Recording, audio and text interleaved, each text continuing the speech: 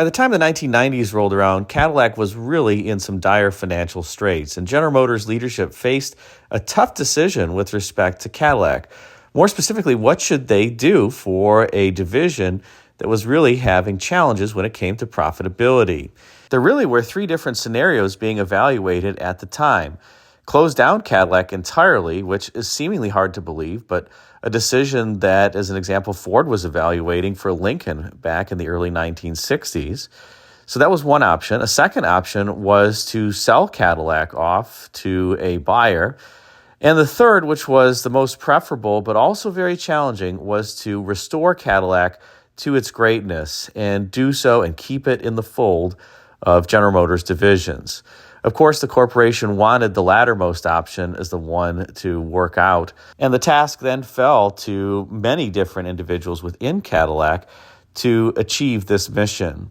One group that would play a pivotal role was the design team, and the design team at this point was led by an individual named Dick Ruzzin, who worked with a talented team to create the 1992 Seville and Eldorado, two cars that really were ones that put Cadillac back on the map in terms of prestige and luxury, and frankly, even a bit of sportiness. Both the 1992 Seville and Eldorado were successful and frankly doubled the sales volumes versus the previous generation cars, with the 1992 Seville selling almost 44,000 units and the Eldorado selling almost 25,000 units. Both figures were roughly double what the previous generation sold. And for the Seville in particular, the sales volumes of the 1992 variant were really some of the best that the Seville had had in many years. In fact, they stacked up relatively favorably with the first generation Seville that was sold from 1976 to 1979 and was deemed a complete success by Cadillac Division and its leadership. This video will be part of a multi-part series on the design of the 1992 Seville and Eldorado, and we will discuss with Dick Ruzzin through a live walk-around of my 1994 Seville STS, the design of the car, as well as the aerodynamics. That will be a different part, and we'll also sit down with him in his home to discuss the design process for the car and the background in more detail. Dick was the chief designer of Cadillac during this time frame, and a number of talented designers participated in the creation of the Seville, including Dick's assistant at the time, Dennis Little, as well as Scott Wassell, Larry Erickson, Gary Smith, and later Ben Salvador. There were also other individuals who brought the Seville to fruition, including clay modelers and studio engineers. In other words, many people were behind its creation. I should also mention that Dick has recently published a book called Designing Dreams, which is really a series of essays discussing the design process, the history of design at General Motors, and has a particular focus on the 1966 Tornado. He even allowed me to author a chapter 26, on the history of the Tornado. It's the ultimate chapter in this book. You can find the book for sale on Amazon and other places. It's published by Veloce Publishing and retails for $29.99. Let's now head outside with Dick and discuss the design of the 1992 Seville.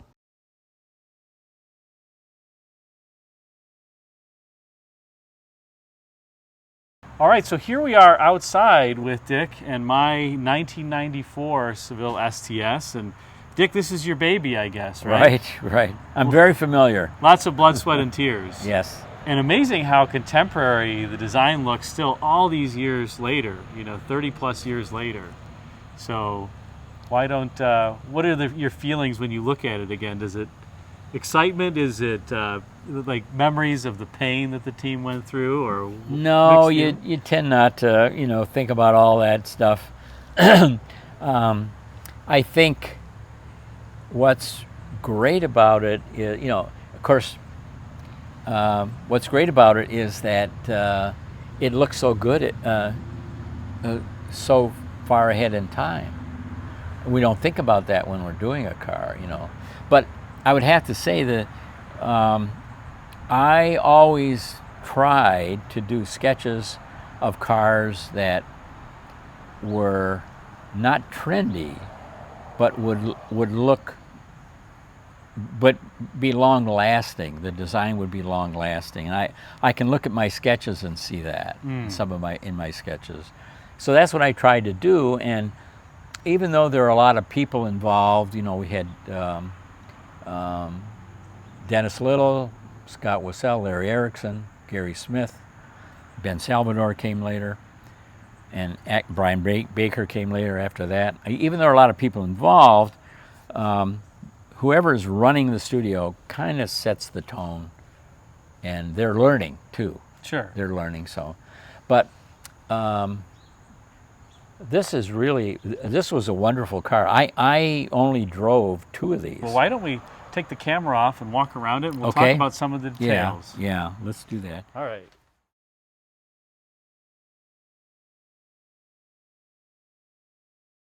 Okay, well, on the front, it's a no-brainer. I mean, Cadillac fronts, even today, you can do Cadillac fronts all day long. It's easy. And so we knew what it had to look like. But then the question is, how is it going to be executed? How are you going to shape it? You've got bumpers to deal with, bumper offsets to deal with. Cadillac had a long history of having bumper guards, and customers liked the bumper guards. I see. Now, the Seville was the only one with the bumper guards, right? The Eldorado didn't. The Eldorado did not. On the Eldorado, we were able to, the Eldorado bumper was about this high, so we were able to come right across. But this car, we wanted this dropped-in front end, so we had the bumper guards had to be there, and the fact that Cadillac customers liked them, you know, Cadillac customers did not want their cars damaged. They didn't want them bumped. They wanted a body side molding standard. They didn't want to, you know, no chips, no bumps, nothing. They didn't want anything done on their cars. We learned that in clinics. And Interesting. What about the grill here, Dick? Being an STS, is this the same grill as the base Seville, but just not chromed? It's body colored. Yeah. No, it's the same grill as the base Seville grill. It's been painted body color, and we relocated the emblem.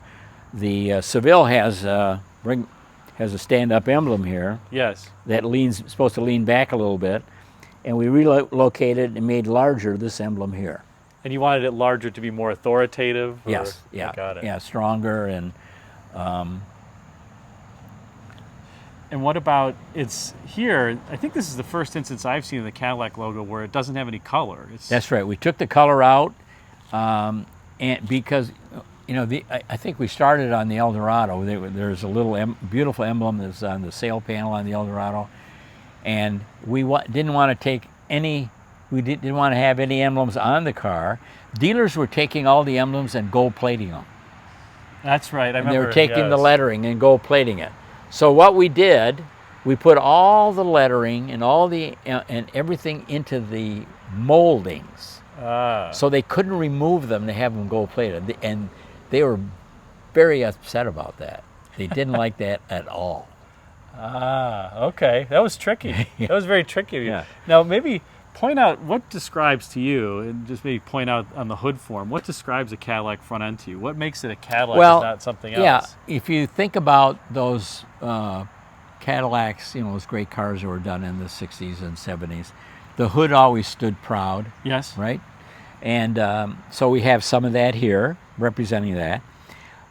And those cars had a chrome grille, and they had usually what we call a header, that piece of chrome that was here that went across the top. Yeah. We left that off.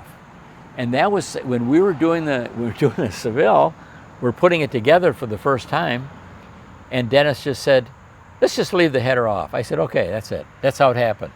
So the car really? looked so good without it that it went away. It didn't have it anymore. I love how you've got the lights that just wrap around the side too continuously. Right. There's no break there between the headlamp, the turn signal, the cornering light. And you know, I think Cadillac was doing some special new technology for lighting that was fairly long, so it was difficult to package it. But yeah, and I think we didn't do it on this car. We did it later on the Fleetwood. We put the little Cadillac emblem in here. Okay. You were still in the no emblem, reducing the Well, emblem. Well, yeah, that's how. Yeah, that car seemed like the appropriate thing to do. And then, of course, this has its own bumper, the shape, the lamp down there. You know, a lot of aerodynamic work down there. Now, one thing I never really noticed before, but it's interesting, is that this feature line here that runs the length of the car, it actually blends into and forms kind of the leading edge of the hood. Right, and it does the same thing on the Eldorado. Although the Eldorado fender is totally different. It comes up and comes down. And I had that on many sketches. That was something that we did in the wind tunnel, and it worked really well. But we wanted the cars to be different, so this is. Now, in terms of the side profile here, this car also has, I think about the Elante, where the front end has no plan view tapering to it. It kind Right. of looks like it hit a brick It's wall. pretty flat, yeah. And this is pretty extreme. Well, it's still pretty. I mean, it's easy to make something really a lot stronger, but what happens here? You got packaging problems for the corner. There's stuff under here, and so you can't just push this back, and then here you can come forward, but you're limited by how long the car wants to be. It wants to be a certain length, weight comes along, cost comes along, so you end up with somewhat of a break, enough, and then this nice little shape here that keeps the hood proud. The body side, we needed something. We wanted this car to look long, even though it's not nearly as long as the Cadillacs that preceded it. So it was logical to do two things. One is the break in the body side, mid-body, that really changes the shape of the body completely. And then that detail up at the top near the belt. And this is a very natural thing to do, to sweep this belt line in, because what happens is there's you can see it here, there's dimension here. Here it's all flush, but down here you've got, I see. And so we tried to eliminate that. Oh, so you got like a little, Yeah. glass is pushed in Right, from the so belt. we tried to eliminate that here, and one of the ways to do it is to roll this line up, which is what we did. And I think other GM cars, like of the previous era, had that where the belt line dips below the hood. But Yeah. here it's so contemporary. It Yeah. looks contemporary Yeah. too. Now this, is being an STS, has different cladding on the bottom here. The base Seville had the rub strip that ran around, and Yeah, the base Seville has a sheet metal door that goes all the way down, and it's got that step that comes out. Well, that's under here. so you disguised it. It's the same door. It's the same door. It has a cladding over it that changes the lower shape, and it hides that step that's here. And then all we wanted, this car was put together in about 2 days. I was working in the wind tunnel, and Dennis and Scott and Larry, and I think Larry did the body side. They knew what it was going to be. You didn't even have to say anything. Everybody knew what this car was going to be. It was going to be super simple, dramatic, And so I came in. I was over there. I came in, and they're all standing around. There it was. It looked great. That was it.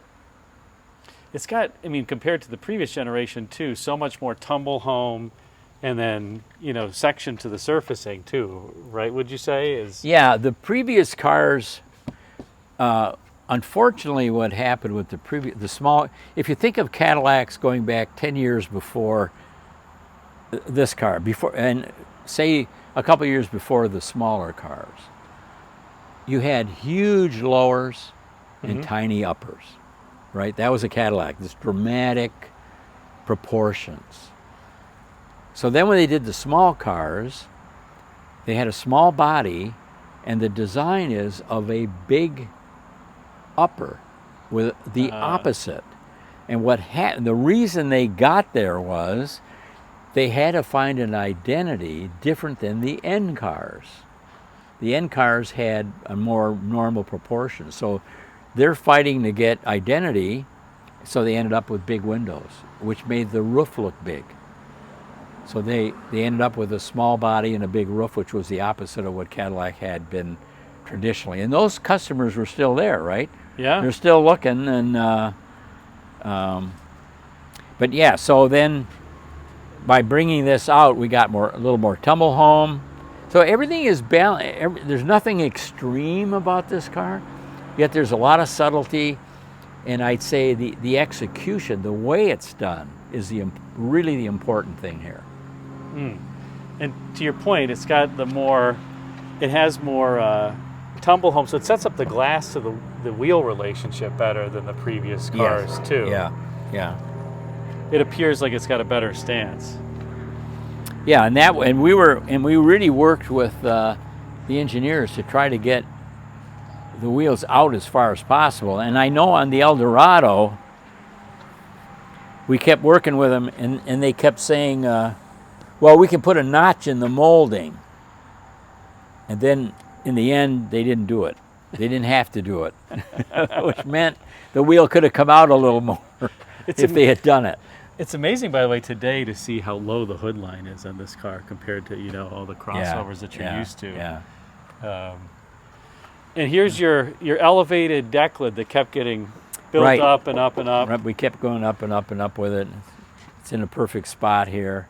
And this has a lot to do with the roof profile. But in the back end, you're restricted really. We wanted big lights that looked expensive, and but you're limited by what's called a liftover when you put things in the trunk. If this line is too high, you have to raise everything up higher. So that's a limitation. That's why this is part of the trunk deck lid. Some of the viewers may not know. That's right. This doesn't stay stationary. This moves when the deck lid so it comes down here. And you had a different light on the STS than the base Seville to accommodate a wider license plate area here. Like the base Seville had a wider light. Yeah, the STS is made to accommodate the European plate, basically the German plate, that long thin plate. And then we had, I think, some amber bulbs or amber lighting and whatever. Beautiful way that this, that same line here transitions and becomes this fillet, where the chimsole. Yeah, this is a really nice subtle shape.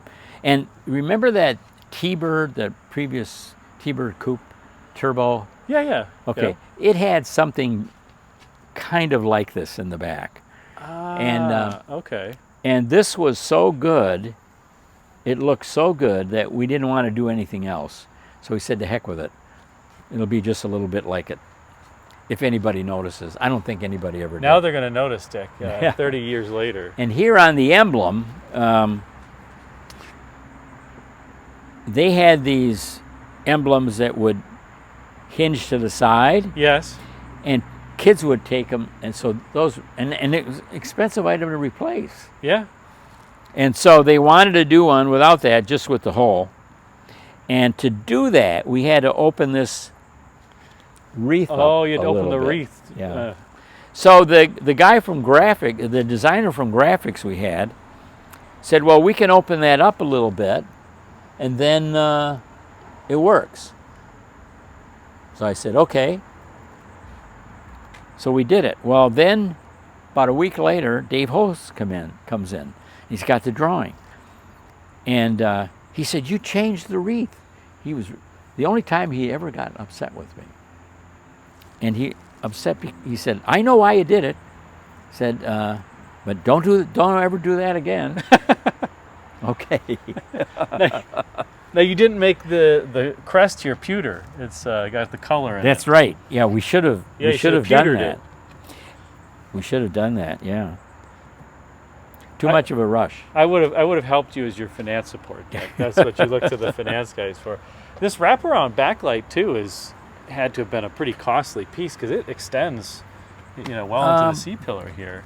There was never any. The one thing we did, there was never any pushback on any of the cost. Oh, okay. And I think it was because they were so happy to have a great looking car that's what they had to have. Now, we did have a slight change. That picture I sent you of that wine-colored Seville, I think it's our fiberglass model. If you look closely, this whole thing is about 3/4 of an inch forward. It had a little faster line here, and they were worried about people getting in the back seat, and so that was a compromise that we had to make. But other than that, there wasn't anything. It was just a matter of doing it, making it all work. We put these on for protection. Okay. Back to your point on Cadillac owners want the protection. Yeah, we put that on for protection. And I remember the guy that was responsible, the engineer responsible for this cladding, was very, he came to see me as soon as he got the job. He wanted to be sure, and he had these little drawings. He wanted to be sure that this chrome could tuck in there. The problem with all these plastic pieces is they expand and contract a lot. Okay. So they need extra space for that to happen. So when he was so surprised when we got to do it about 2 months later that I remembered, this is the way we did it. I even think it's great. You look at the little details, like the rocker. You've got it kind of blacked out at the bottom there, and then it's fatter here than in the middle. Yeah, that takes that little swelling for the wheel. Yeah, that just became part of this package. Yeah, it's not a huge change, the changes that were done, but it changes the character of the car, makes it simpler, more dramatic, and in character with the European cars. Now, this car was supposed to look European. The Eldorado was supposed to look American. I see. Okay. Now, they're over the same engineering parameters, okay? So Sure. that drives them to look the same. So how do you make them look different? And one look American and one look European. So in looking at all those cars, looking at the Mercedes, the Audis, the BMWs, they were all quite round this way. This way. And so what we did was we made this car look rounder this way in the body side here. If you look at the Eldorado, it looks more sheer. It's a different look. Okay. And so in that way, the character of the two are quite different, even though in a lot of ways they're the same. Wow. Now, what about the interior, Dick? You were the exterior design chief. I think Marv Fisher did the interior, but I'm just curious, what are your thoughts? I think you had some interesting thoughts about the IP in particular here with the rounded form. Well, management was watching us, of course, and I think what happened, the interior was Marv Fisher, in charge of interiors. And Cadillac interior was right next door to exterior, and we had these boards. If the boards were up, we could see into interior studio. Well, once in a while they were. And one day I look up, and here's a 20-foot board, and there was a guy in there. I knew who he was, but he wasn't one of the designers. So I walked in to see him, and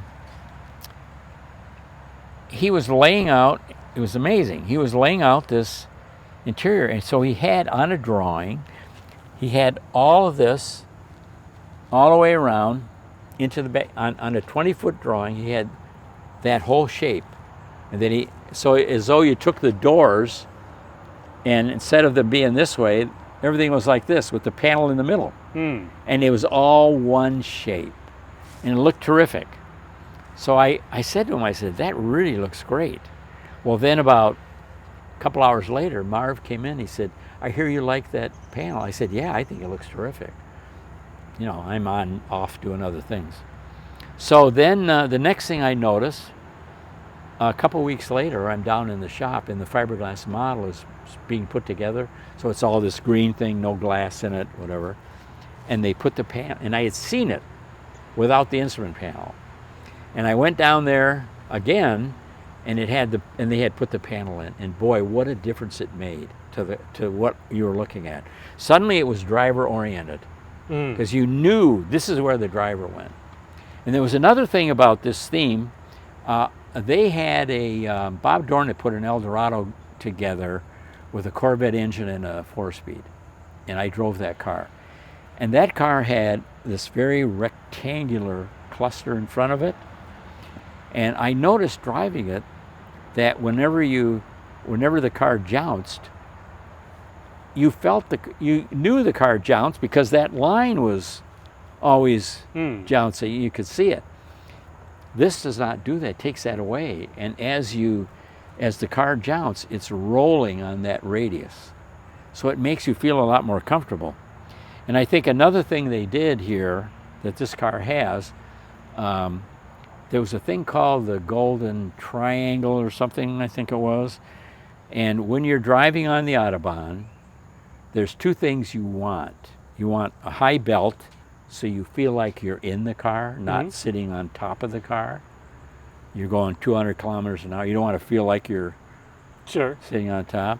The other thing is you want the speedometer and tach located so that you can see the horizon without tipping your head. Just your eyes move. You can move from horizon to speedometer without moving your head.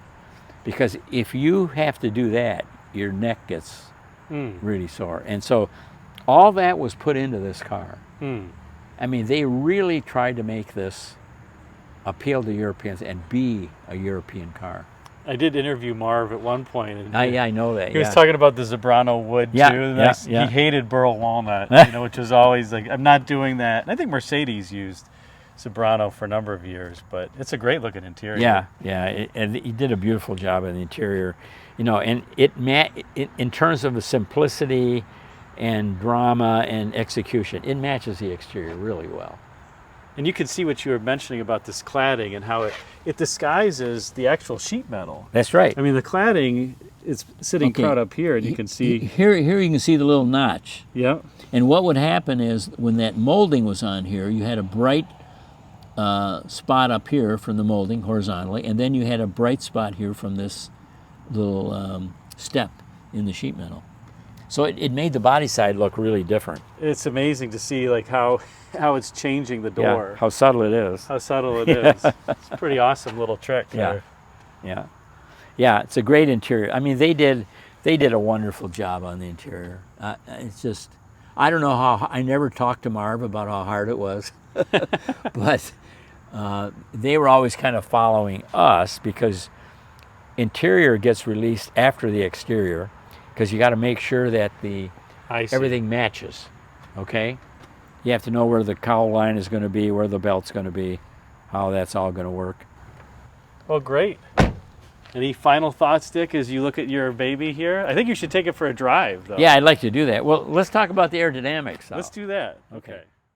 Now stay tuned for part 2 of the walk around where Dick and I take a look at the 94 Seville and discuss its particular aerodynamic features. Also be sure to check out Dick's book, Designing Dreams, available for sale on Amazon and other locations by Veloce Publishing. It retails for $29.99, has a lot of great information about the history of design at General Motors, as well as a particular spotlight on the 1966 Tornado's design. Thanks again for watching.